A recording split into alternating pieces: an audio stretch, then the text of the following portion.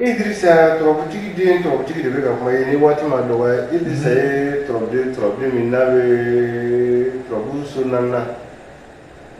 Adrɔm Nanzan Jitrɔb o ye faso ye fasotigi den de ye Idrissa Idrissa ye Trɔbu min n'a bɛ ci fila wɛrɛ kelen fila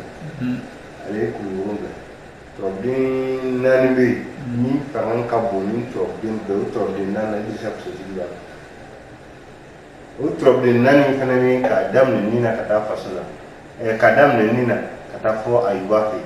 o Trɔbu naani de b'o société in kɔnɔ n'i y'o bɔ a la Trɔbu tɛ yen min fanga ka bon ka tɛmɛ olu kan i n'i ka fanga bonya bɛɛ n'i ka force bɛɛ i bɛ dan olu la Trɔbu tɛ yen Trɔbu min ka ɲi ka tɛmɛ olu kan k'a daminɛ nin na ka taa faso la o de la n bɛ to k'a fɔ kalandenw ye k'a fɔ Trɔbu masa bɛ Trɔbutigi de bɛ ka kuma o Trɔbu ko bɛ ban Trɔbu so 12 la n'i tɛmɛna so 12 ka bɔ nin na ka na so 8 na i tɛmɛn'o kan n b'o faamu mais ka bɔ nin na ka na juguya fɛ n'i bɔra o kɔnɔ e tɛ Trɔbu dɔn i ma deli k'a ko mɛn mɔgɔ min y'i kalan la ale m'a faamu i bɛ segin ka na Trɔbu ko bɛ ban nin ni juguya la diɲɛ yɛrɛ bɛ ban pewu nin ni juguya la Idrissa ale ye ji ye baji victoire sɔrɔlen kɔ ji o ye détail gɛrɛ ni victoire sɔrɔlen kɔ ji o de ye Idrissa ale fana ye ji laban de parce que kɔlɔnkɔnɔ ji nana ale ɲɛ dugukolo sanfɛ o de la n bɔra kalandenw cɛ ma sisan n y'a f'i ye o ji fɔlɔfɔlɔ min bɛ dugukolo sanfɛ o ye kɔgɔji ye donc Idrissa n'i bɛ fɛ ka Idrissa ka bɔ degun kɔnɔ ka hɛrɛ sɔrɔ ka masaya sɔrɔ Idrissa de b'a o Idrissa min ni n bɛ kuma kan n balimakɛ n balimamuso Idrissa 70 dɔrɔn 77 fois n'i ko gɛlɛya i bolo cogo o cogo ni Idrissa sɛbɛn 77 fois a laban o ye 77 67 fois a laban Idrissa sen i b'o bonya i b'o don hali n'a kɛra dugu ko gɛlɛyara walima diɲɛ ko gɛlɛyara n'a tigiya b'i bolo i fɛ k'a ko nɔgɔya don Idrissa sen kɔnɔ n'i y'a don a sen kɔnɔ i b'a nasi ko k'a kɛ boîte kɔnɔ k'a sigi tasuma sanfɛ n'i bɛ fɛ ka miracle k'a la i bɛ k'a kɛ sanni tila dugu ka jaabi i bɛ baji de ɲini ka k'a la n'i ye baji ɲini ka k'a la yɔrɔ bɛɛ i bɛ tila jeni na a bɛ ja ka gɛrɛgɛrɛ ka boîte fili o b'a sɔrɔ mako bila oui Idrissa bɛ Trɔbu Idrissa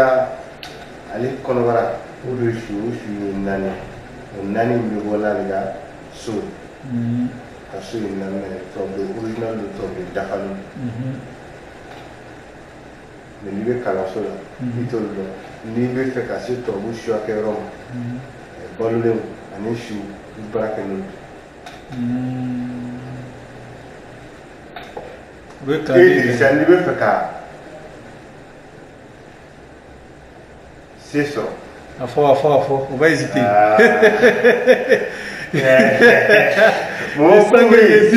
parce que je sais qu'il va hésiter a dit parce que Abudalabi le trône de la géomatie n b'a fɛ dɔ kalantɔ ye quoi mais n b'a di Idrissa ne bɛ nin Idrissa in kɛ i bɛ kɛ cɛ i tɛ kɛ cɛ ye fiyewu f'i ka Idrissa dɔn diɲɛ kodɔn na diɲɛ sangasɔrɔ la garisɛgɛ la nafolo la c'est-à-dire mɔgɔ b'a miiri waati o waati k'e bolo banna pewu o bɛ bali k'a ye i kɛra millionnaire ou bien i kɛra milliardaire ye Idrissa parce que mɔgɔw tɛ cogoya dɔn i ka bunahadamadenya la ne Abudalabi bɛ ten ne ka nafolo sɔrɔ cogoya cɛmannin t'a dɔn dugukolo sanfɛ oui cɛmannin t'a dɔn dugukolo sanfɛ ne ka nafolo sɔrɔ cogoya m'a gindo ni gindo b'a la m'a gindo kolon fɔ lamɛnnikɛla ye sisan Idrissa fasotigi Trɔbu min n'a bɛ ci fila wɛrɛ kelen fila n'i bɛ nin Idrissa kɛ i b'a sɛbɛn 1000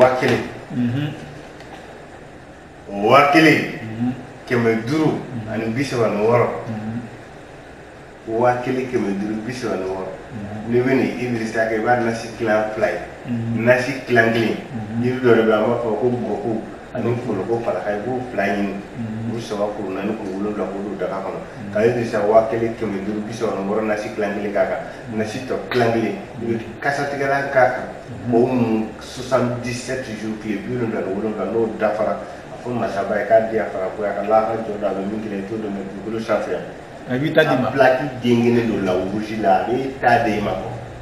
hali n'a bɛ bɛn dɔɔni falini ma o k'a ka bɛn i ka hɛrɛ ma o bɛ kɛ mo turabu ko bɛ ten sere hali n'a i ka hɛrɛ sɔrɔ bɛ bɛn dɔɔni falini ma o k'i ka hɛrɛ o fana bɛ yen o nafolo baara ye étape par étape nafolo baara sɛmɛnen tɛ k'i poche fa sɛbɛn na nafolo baara sɛmɛnen tɛ ka nasi misali nafolo baara dɔ bɛ yen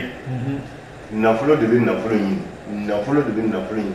nafolo baara dɔ bɛ a wulala b'i bolo sɛbɛn tɛ d'i ma nasi tɛ d'i ma n'e na sere m'e ka ɲɛnamaya ta ka analyser ne ni nafolotigiya yɛrɛ man kan min n'a ka kan o ta in b'i ta ka d'e ma oui mais olu tɛ baro kɛ kumaw ye donc an ka taa n'an taa misi oui vraiment merci beaucoup pour ce secret avec Idrissa